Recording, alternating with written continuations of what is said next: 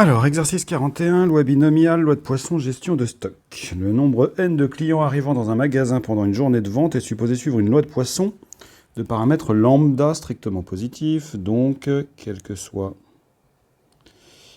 n appartenant à grand N, la probabilité que grand N soit égal à petit n égale lambda puissance n sur factoriel n exponentielle moins lambda.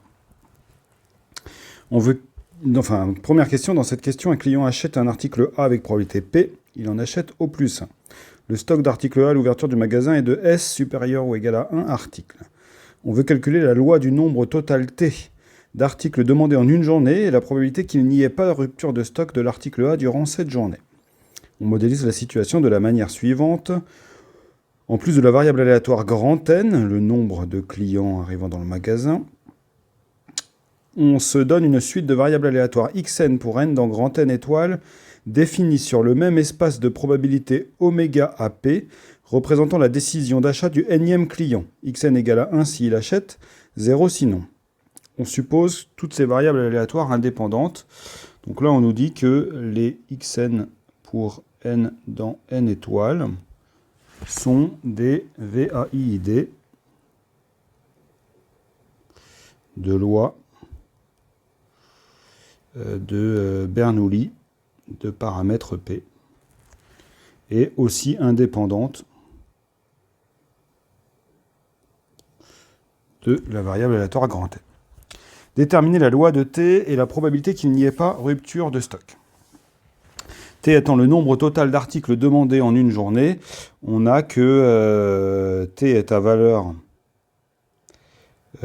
entière. Et le nombre total d'articles achetés en une journée va être égal à la somme des xn pour n allant de 1 à au nombre de clients de la journée. Alors attention, on a une somme de variables aléatoires indépendantes de même loi de Bernoulli, ce qui nous rappelle des choses du cours, mais on est dans une situation un peu inhabituelle parce que le nombre de termes de la somme est une variable aléatoire.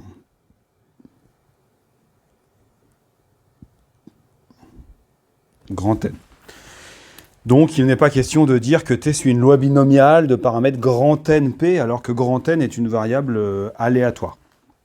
Il va donc falloir qu'on fasse une disjonction de cas suivant les valeurs de grand N pour déterminer la loi de T. Autrement dit, on va appliquer la formule des probabilités totales avec le système complet d'événements n égale à petit n pour n dans grand N, qui nous dit que, pour tout cas entier naturel, la probabilité que t égale k égale à la somme pour n dans grand N, n allant de 0 à plus l'infini, des probabilités que t égale k, sachant que n égale à petit n, fois la probabilité que n égale à petit n. À noter que la somme définissant t est égale à 0 si grand N égale à 0. S'il n'y a pas de client, évidemment, il n'y a pas d'article acheté. Et dans ce cas-là, la somme est vide, hein, donc c'est bien cohérent.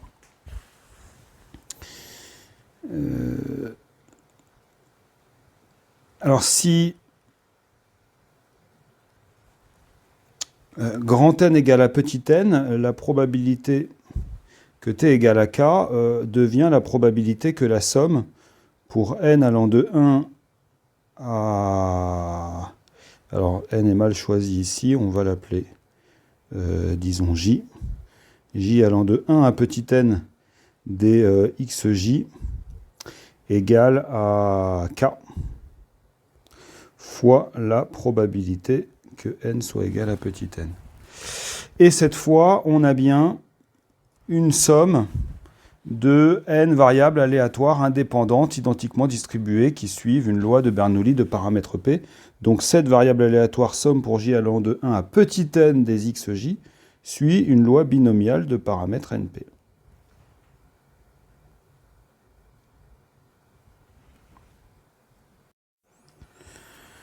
On obtient donc la somme pour n allant de 0 à plus l'infini, loi binomiale de paramètre np, donc k parmi n, fois p puissance k, fois q puissance n moins k, avec q égale à 1 moins p comme d'habitude. Et p de n égale à petit n, c'est notre loi de Poisson de paramètre petit n, qu'on connaît bien. Alors, à noter que si n est strictement plus petit que k, le coefficient binomial sera nul. Donc, on peut commencer à n égale à k. En fait, dès le départ, on aurait pu se rendre compte que c'est pas la peine de regarder ce qui se passe pour n plus petit que k, puisque pour avoir un achat de k articles par des clients qui achètent au plus un article, il faut évidemment avoir au moins k clients. Bon, bref, dans cette somme, on va sortir un exponentiel moins lambda qui ne dépend pas de n, un p puissance k qui ne dépend pas de n, et il va nous rester une somme pour n allant de k à plus l'infini, d, alors k parmi n va se simplifier avec le factoriel n, il va rester un 1 sur factoriel k, factoriel n moins k, il nous reste un q puissance n moins k, et il nous reste le lambda à la puissance n.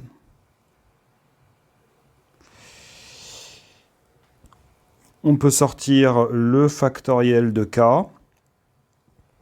et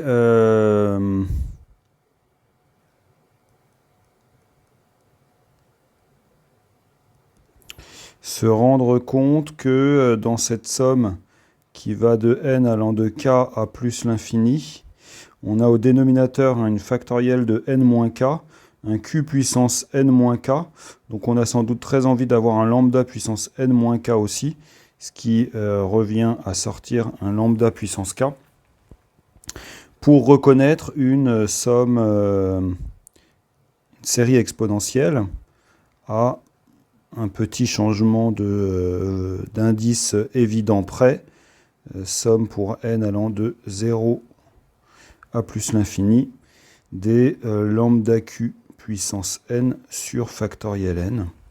Donc, série géométrique, on va obtenir exponentielle moins lambda fois lambda p puissance k sur factoriel k fois exponentielle de lambda q. Et comme 1 moins q est égal à p, on va se retrouver avec de l'exponentielle de moins lambda p. Et on vient de trouver que t suit donc une loi de Poisson de paramètre lambda p.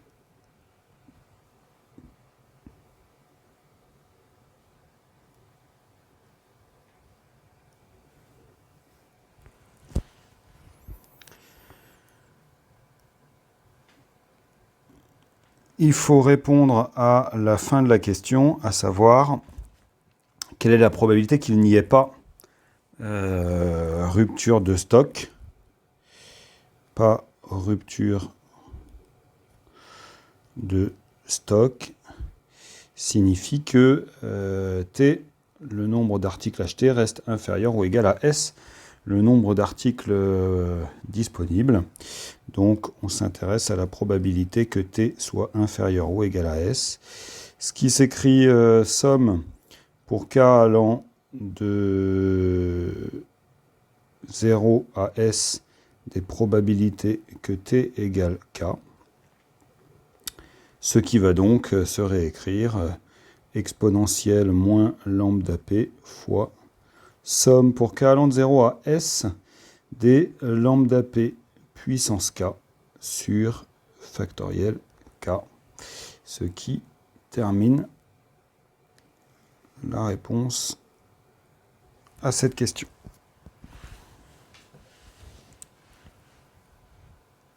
Dans cette question, les probabilités respectives pour chaque client d'acheter 0, 1 ou 2 articles sont 1/6, 1/2 et 1/3. Le nombre d'articles achetés pendant une journée est maintenant noté S. On a changé de notation pour ne pas confondre avec le T de la première question, puisqu'on ne va pas avoir la même loi, cette fois pour la variable aléatoire. On définit cette fois une suite de variables aléatoires yn pour n dans n étoiles, toutes définies sur le même espace probabilisé oméga AP, tel que yn représente le nombre d'achats d'articles A du nème client.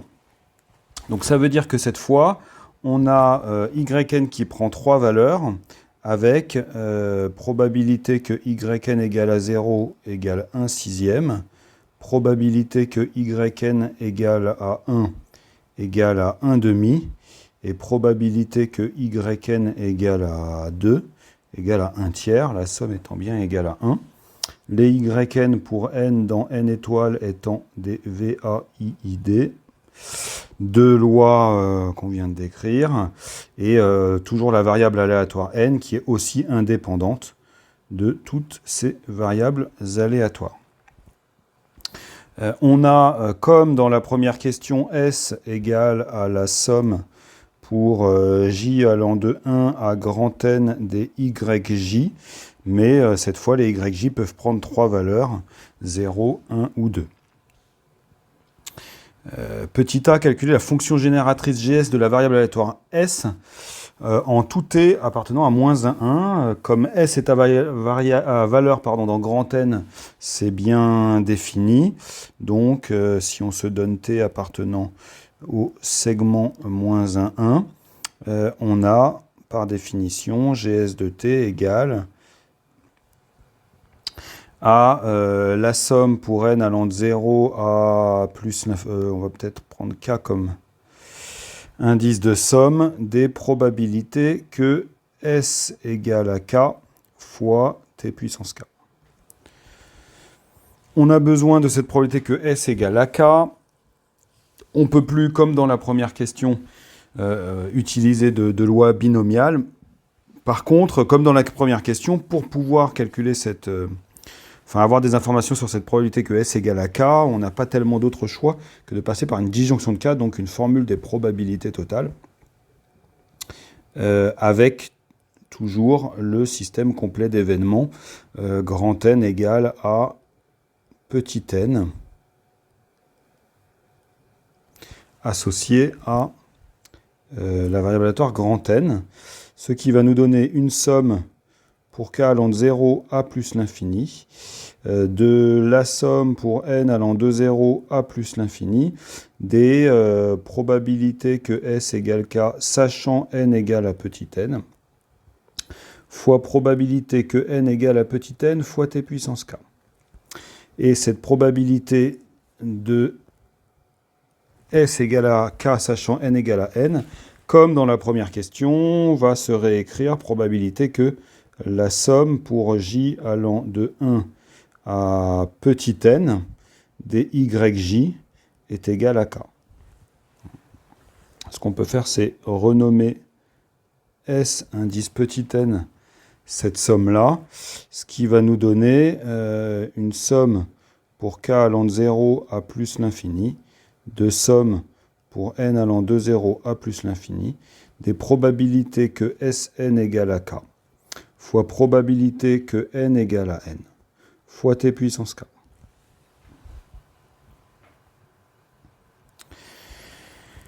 Pour calculer cette fonction génératrice, on a très envie d'échanger les deux sommes. Échanger les deux sommes, c'est du Fubini, mais c'est du Fubini qui ici n'est pas du Fubini positif à cause du t puissance k. Donc il faut d'abord s'assurer de la sommabilité.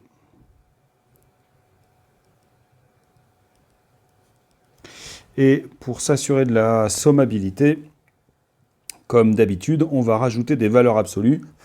Et on va faire le calcul dans 0 plus l'infini pour se rendre compte que finalement, c'est fini.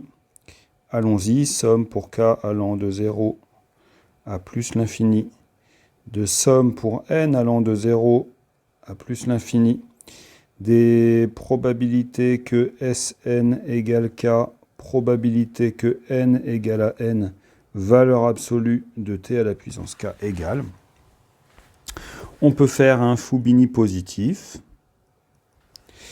et échanger les deux sommes. Somme pour n allant de 0 à plus l'infini, de somme pour k allant de 0 à plus l'infini, des probabilités que Sn égale à k fois valeur absolue de t à la puissance k, fois probabilité que n égale à petit n qui sort de la somme sur k.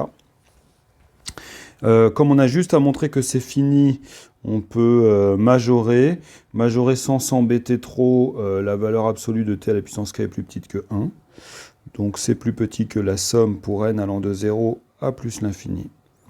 De la somme pour k allant de 0 à plus l'infini des probabilités que Sn égale à k fois probabilité que n égale à petit n. La somme à l'intérieur, elle vaut 1. Il reste la somme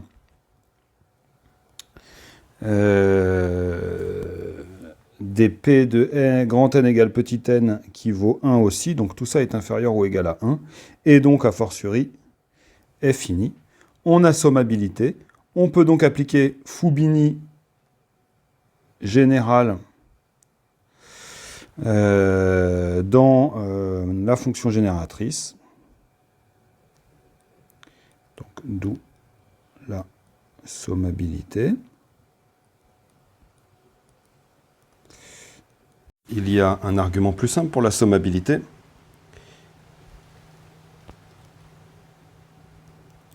qui consiste à remarquer que cette première écriture, c'est en fait G indice S de valeur absolue de t, et on sait que ça, c'est fini avec valeur absolue de t qui appartient à segment 0,1, ce qui redonne en fait la sommabilité de façon directe. GS de t égale, ce qui va nous donner exactement la même expression sans la valeur absolue, en ayant échangé les deux sommes. Somme pour n allant de 0 à plus l'infini, de somme pour k allant de 0 à plus l'infini, des probabilités que Sn égale à k, t puissance k, le tout fois probabilité que n égale à petit n. Et on reconnaît au milieu la fonction génératrice de Sn évaluée en t. Et il y a une très bonne nouvelle là-dedans, c'est que Sn est une somme finie, un nombre fixe, petit n, de termes, de variables aléatoires indépendantes, de même loi, donc c'est très facile d'avoir Gn. Sn étant égal à la somme pour j allant de 1 à n des yj avec les yj variables aléatoires indépendantes identiquement distribuées. On sait d'après le cours que la fonction génératrice de Sn, c'est le produit des fonctions génératrices de y1 jusqu'à yn. Et comme elles ont même loi, eh bien en fait, ça fait par exemple la fonction génératrice de y1 à la puissance n. Et donc finalement, notre GS de t va s'écrire somme pour n allant de 0 à plus l'infini, des probabilités que n égale à petit n, fois gy1 à la puissance n, enfin de t à la puissance n. Et on reconnaît exactement la fonction génératrice de grand N, évaluée en gy1 de t.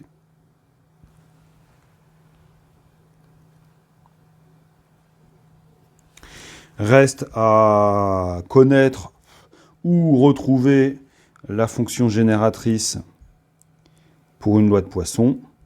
G grand N de t égale somme pour n allant de 0 à plus l'infini des lambda puissance n sur factoriel n exponentielle moins lambda fois t puissance n, ce qui redonne immédiatement exponentielle moins lambda fois exponentielle lambda t, autrement dit exponentielle lambda fois t moins 1, et connaître la fonction génératrice de y1. Alors ça c'est facile parce qu'il n'y a que 3 valeurs possibles. On va donc avoir la probabilité que y1 égale à 0 fois t puissance 0, plus la probabilité que y1 égale à 1 fois t puissance 1, plus la probabilité que y1 égale à 2 fois t au carré, ce qui donne respectivement 1/6 plus t sur 2 plus t carré sur 3. On a donc notre fonction génératrice gs de t égale exponentielle lambda fois ça moins 1, donc moins 5/6 plus t sur 2 plus t carré sur 3.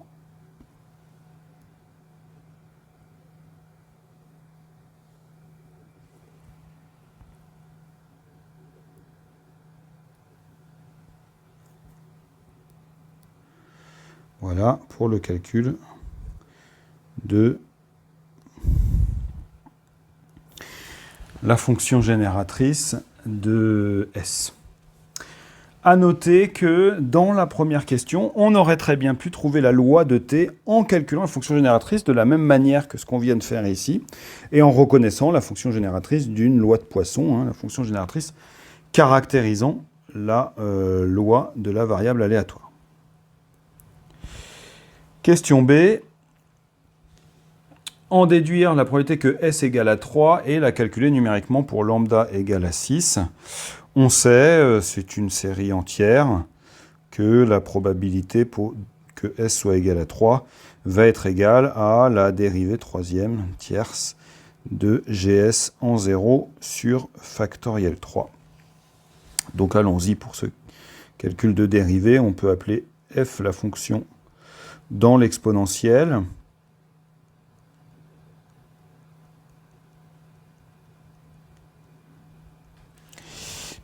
Donc GS c'est exponentielle de F. GS prime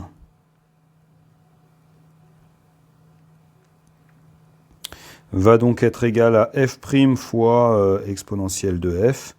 GS seconde va être égal, soit on dérive le f' en f seconde, soit on sort un nouveau f', ce qui va donner un f' carré, avec dans tous les cas exponentielle f en facteur. Et enfin, gs tierce, soit on dérive la parenthèse et on trouve un f tierce plus 2 f' f seconde,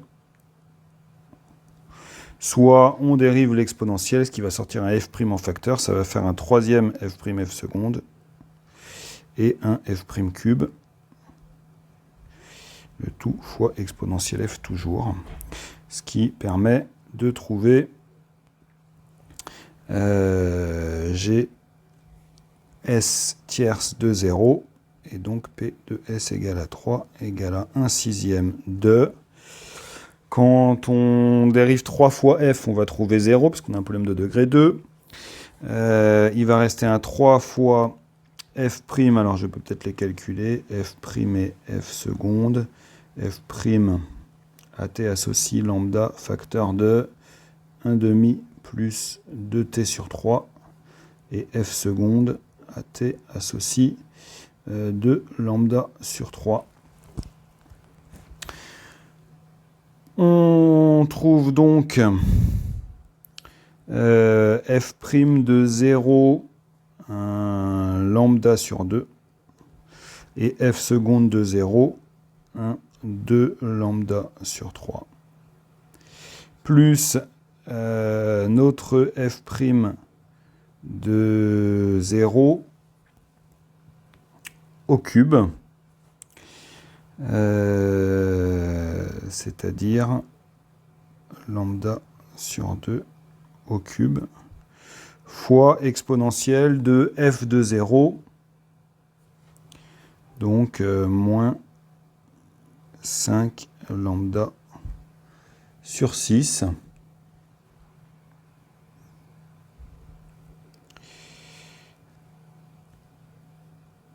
Et donc, après simplification, P de S égale à 3 égale.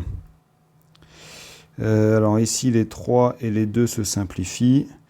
Il va rester donc un lambda cube plus 8 lambda carré sur 6 fois 8, 48, exponentielle moins 5 lambda sur 6.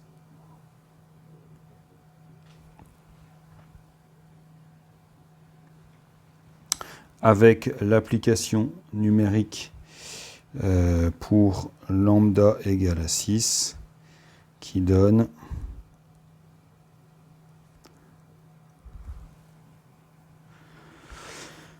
on peut simplifier par 6 directement. Il va nous rester un 6 au carré plus 8 fois 6 sur 8 exponentielle moins 5.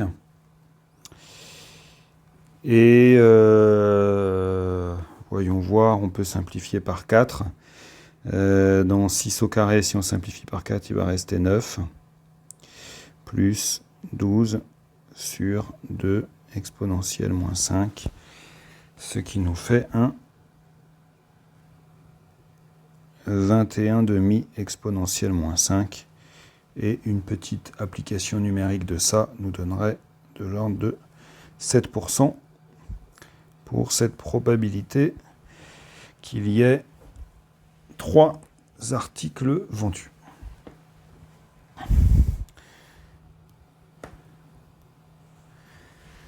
Dernière question, espérance et variance. Alors comme toujours dans un tel contexte de fonction génératrice, l'existence d'espérance et de variance est conditionnée par la double dérivabilité en 1 de la fonction génératrice, ce qui ne pose pas de problème. Ici, GS est 2 fois dérivable en 1, donc S admet bien une espérance et une variance. Et on va pouvoir les calculer à l'aide de ces dérivés. On sait que l'espérance de S, par définition, c'est la somme pour n allant de 0 à plus l'infini, on avait pris K comme indice, des probabilités que S soit égal à K fois K, et ça, c'est directement GS' de 1. Et GS' de 1, c'est donc F' de 1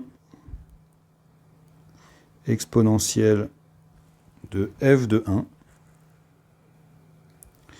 Le F' de 1, on va trouver un 1 demi plus 2 tiers, donc 3 plus 4, 7 sixièmes.